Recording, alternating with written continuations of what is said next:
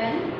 So children, today we have to see limitations of Bohr's model. हम लोग पूरा Bohr model देखकर आए हैं, उसकी बहुत सारी एप्लीकेशन भी देखकर आए हैं। इवन हमको पता भी है कि बोहर मॉडल से काफ़ी सारी चीज़ें हम लोग निकाल सकते हैं एक एटम के बारे में।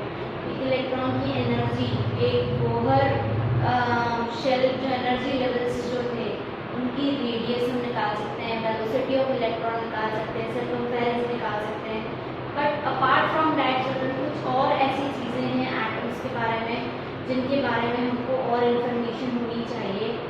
ओके, तो बेसिकली यहाँ पर हम लोगों को देखना है लिमिटेशन, बोहर मॉडल की लिमिटेशन। तो बच्चों अगर आपको ध्यान हो तो हम लोगों ने जो पढ़ा अभी तक, जैसे एनर्जी लेवल से हम लोग निकाल रहे हैं या किसी भी शेल की एनर्जी हम लोग निकाल रहे हैं, तो वो पर्टिकुलर हम लोग किसके लिए निकाल रहे हैं, या तो हाइड्रोजन के लिए निकाल रहे हैं या हाइड्रोजन जैसे आयंस के लिए निकाल रहे हैं जिनके पास में एक ही इलेक्ट्रॉन होता है। ऐसे एटम्स जिनके पास में मोर देन वन इलेक्ट्रॉन है, that is a multi electronic atoms, उनके बारे में एनर्जी या उनके बारे में उनका स्पेक्ट्रा जो है वो बोहर मॉडल नहीं दे पाया। Okay, so that was his first limitation, that inability to explain the line spectra of multi electron atom, ऐसे एटम जिनके पास में मोर देन वन इलेक्ट्रॉन्स होते हैं। Apart from that children, even जो हाइड्रोजन स्पेक्ट्रा इसने समझाया था, वो हाइड्रोजन स्पेक्ट्रम दिया गया था लो रिजोल्यूशन पावर पे। माइक्रोस्कोप की रिजोल्यूशन पावर्स होती हैं, तो अगर आप लो रिजोल्यूशन पावर पे लोगे तो आपको जो 5 लाइंस मिल रही है ना, लाइमन पामर पास्टल ब्रैकेट पीफर्ड, ये लाइंस मिलती हैं, डेफिनेटली मिलती हैं। लेकिन इसी स्पेक्ट्रा को अगर मैं हाई रिजोल्यूशन पे लूँ तो ये जो हर एक लाइन है, लाइमन पामर पास्टल ब्रैकेट पीफर्ड, ये फर्दर छोटी छोटी लाइंस में डिवाइड हो जाती है। मतलब कुछ इस तरीके से आपको लाइंस मिलती है। ये जो लाइंस है, ये लाइमन पामर पास्टल ब्रैकेट पीफर्ड, ये ऐसे छोटी छोटी सी, मतलब ये इन लाइंस की जगह आपको सिर्फ 5 और लाइंस मिलेगी जो आपको हाई रिजोल्यूशन पर दिखाई देगी और लो रिजोल्यूशन पर वो मर्ज हो जाती है और आपको एक ही लाइन दिखाई देती है। ओके, तो इस वजह से क्यों ऐसा होता है, ऐसा वो कुछ भी नहीं बता पाया। हाई रेजोल्यूशन पर लाइन क्यों दिखाई दे रही है, what is the significance of that line, वो भी बोहर मॉडल हमको नहीं बता पाया। ओके, फिर उसके बाद में आता है जो unable to explain Stark effect. Unable to explain Stark effect, सबसे पहले स्टार इफेक्ट समझते हैं। स्टार इफेक्ट होता है splitting of spectral lines in presence of electric field। Okay, मतलब अगर इस स्पेक्ट्रा को हम लोग in the presence of electric field लेते हैं तो ये जो लाइंस हमको मिलती हैं, ये लाइंस आपकी आगे चल के डिवाइड हो जाती है। जैसे ये डिवाइड हो गई जाएगी तो ये स्प्लिट होना, मतलब डिवाइड होना। ये क्यों स्प्लिट हो रही है, ऐसा क्यों हो रहा है, ये सब कुछ भी बोहर मॉडल जो है वो नहीं बता पाया। ओके, सिमिलरली जैसा इलेक्ट्रिक फील्ड की प्रेजेंस में ब्रेक होती है, स्प्लिट होती है लाइन, वैसे ही मैग्नेटिक फील्ड की प्रेजेंस में भी लाइन स्प्लिट हो जाती है। ओके, तो ज़ीमन इफेक्ट क्या है बेसिकली, ज़ीमन इफेक्ट है splitting of spectral lines in the presence of magnetic field. अगर मैग्नेटिक फील्ड की प्रेजेंस में भी आप स्पेक्ट्रा लोगे तो जो लाइन है वो स्प्लिट हो जाएगी ना, that is called as Zeeman effect. और स्टार इफेक्ट होता है इलेक्ट्रिक फील्ड की प्रेजेंस में, ध्यान रखिएगा आपको। ठीक है, नेक्स्ट आता है inability to explain 3D model of atom. Okay, तो जो बोहर है ना, Bohr explain flat model of atom, है ना, मॉडल का फ्लैट मॉडल, एटम का फ्लैट मॉडल बताया था। But now we know that atom has 3D structure. Okay, atom के पास में 3D स्ट्रक्चर होता है that cannot be explained on the basis of Bohr's model। 3D structure जो है वो बोहर ने नहीं बताया था एटम का ना। So 3D structure that can not be explained by Bohr's model. Okay, then आता है inability to explain the shapes of molecule. Okay, तो हमको पता है बच्चों कि एटम मतलब सिंपल सी बात है कि Bohr could not explain how atom combines to form molecule, किस तरीके से मॉलिक्यूल का फॉर्मेशन होता है, and the geometry of the molecule, geometry मतलब कि शेप ऑफ द मॉलिक्यूल के बारे में भी नहीं बता पाया। And the geometry of the molecule, molecule की ज्योमेट्री मतलब मॉलिक्यूल के शेप के बारे में भी वो कुछ भी नहीं बता पाया। ओके, तो डेफिनेट सी बात है कि ये इतने सारे पॉइंट्स हैं हमारे पास में जिसकी वजह से हम लोग इस बोहर मॉडल को बोल सकते हैं कि हाँ इसकी भी कोई लिमिटेशन है, बट देन आल्सो बहुत सारे पॉइंट्स इसमें समझाया है। ओके, तो ये भी सब बेसिक पॉइंट्स थे बच्चों। जो मेन सबसे इंपॉर्टेंट पॉइंट आए वो क्या थे, inability to explain the concept of dual nature of light and Heisenberg uncertainty principal.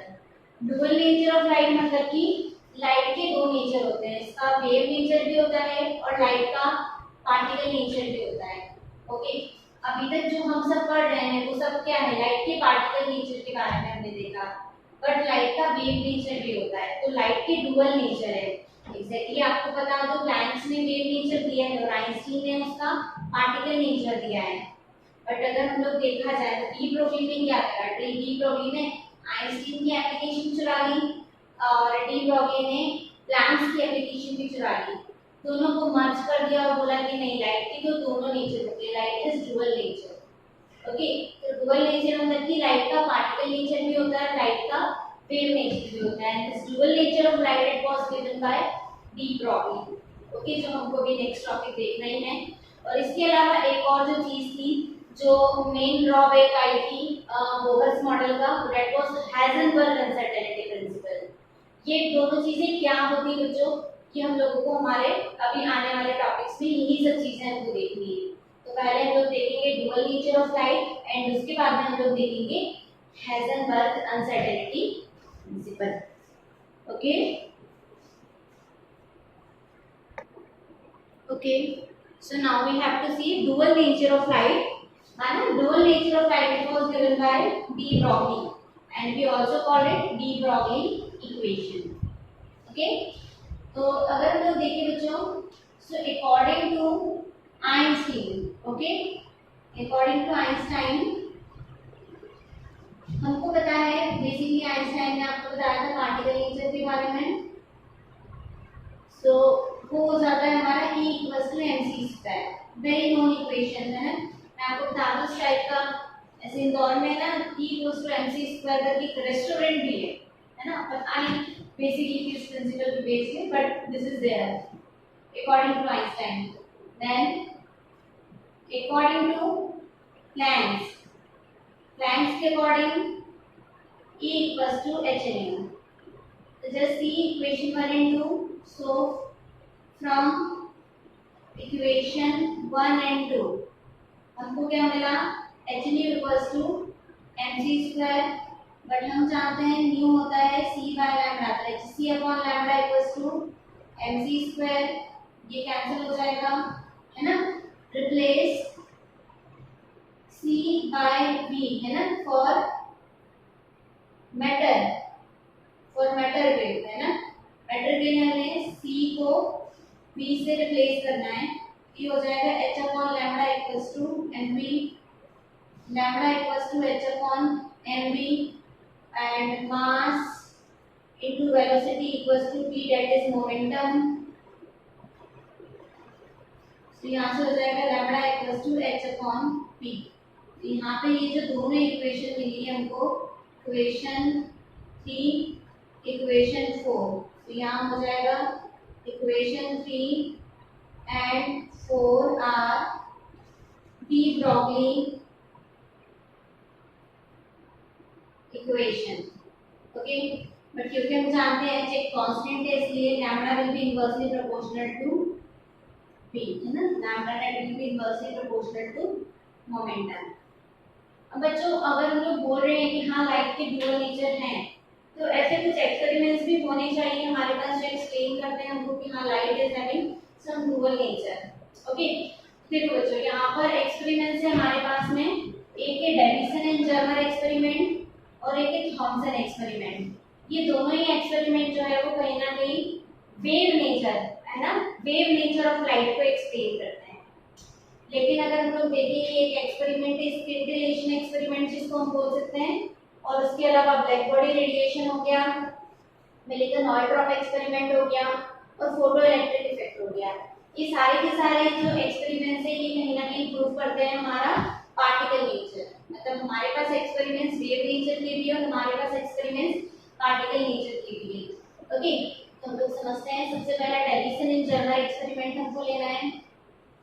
देखो जो डेविसन एंड जर्मर एक्सपेरिमेंट में हम लोग क्या करेंगे, ये एक बीम ऑफ इलेक्ट्रॉन है, इसको हम लोगों ने स्लिट से पास किया है, ठीक है, और ये जो स्लिट है बच्चों यहीं पर हमारे लगी है एक इलेक्ट्रिक फील्ड बीम जो कि क्या कर देगी, एक्सेलरेट कर देगी इसको, इलेक्ट्रॉन्स को, मतलब इलेक्ट्रॉन्स की स्पीड को बढ़ा देगी।